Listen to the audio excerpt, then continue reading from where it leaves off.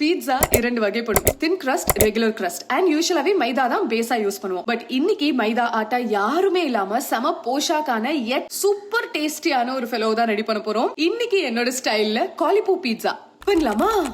First ஒரு பவுல்ல காலிப்பூ, உப்பு, மஞ்சள் பொடி, சுடு தண்ணி 15-20 நிமிட்ஸ் வெயிட்டீஸ்ல வச்சுட்டு இவனை ஜஸ்ட் 5 நிமிட்ஸ்க்கு மட்டும் ஸ்டீம் பண்ணி எடுத்து இவன் கம்ப்ளீட்டா கூல் டவுன் ஆனதுக்கு அப்புறமா அப்படியே ஒரு மிக்ஸி ஜாருக்கு மாத்தி ஒரு குவிக் டிர் பண்ணிட்டு இவனை ஒரு பவுலுக்கு மாத்திக்க போறோம். இவன் கூட ஓட்ஸ் பவுடர், உப்பு, மிளகு, ஆரிகானோ, சில்லி பிளேக்ஸ், சீஸ் இவங்க எல்லாரையும் பெரிய எஃபர்ட்லாம் இல்லாம ஜஸ்ட் மிக்ஸ் பண்ணாலே ஒரு பியூட்டிஃபுல்லான டோ ஆயிடுவான். இப்போ இவன் அப்படியே ஒரு பார்ச்மெண்ட் பேப்பர், ஒரு கிரீஸ்ட் பேனுக்கு மாத்தி கையாலேயே நம்ம அடை தட்டுற மாதிரி எவ்வளவு தின்னா முடியுமோ அவ்வளவு தின்னா தட்டிட்டு ப்ரீ ஹீட்டட் ஓவன்ல 15 நிமிட்ஸ் இவனை பேக் பண்ண போறோம். வெளியில எடுத்து ஃபிளிப் பண்ணி மீண்டும் 5 நிமிட்ஸ் பேக் பண்ணிட்டு ஃபைனலா இவன் மேல நல்ல ஆலிவ் ஆயில் பிரஷ் பண்ணிட்டு நம்ம ரெடி பண்ணி வச்சிருக்கிற பீட்சா சாஸ அழகா ஸ்ப்ரெட் பண்ணி இவனோட ரெசிபி ஆல்ரெடி போஸ்ட் பண்ணிருக்கேன். ப்ளீஸ் செக் பண்ணி பாருங்க. இஷ்டமான வெஜிடபிள்ஸ் தாராளமா சீஸ் வேணா ஸ்கிப் பண்ணிக்கோங்க. அப்படிதான் மீண்டும் ஒரு 10 நிமிட்ஸ் பேக் பண்ணா தலைப்போ ரெடி.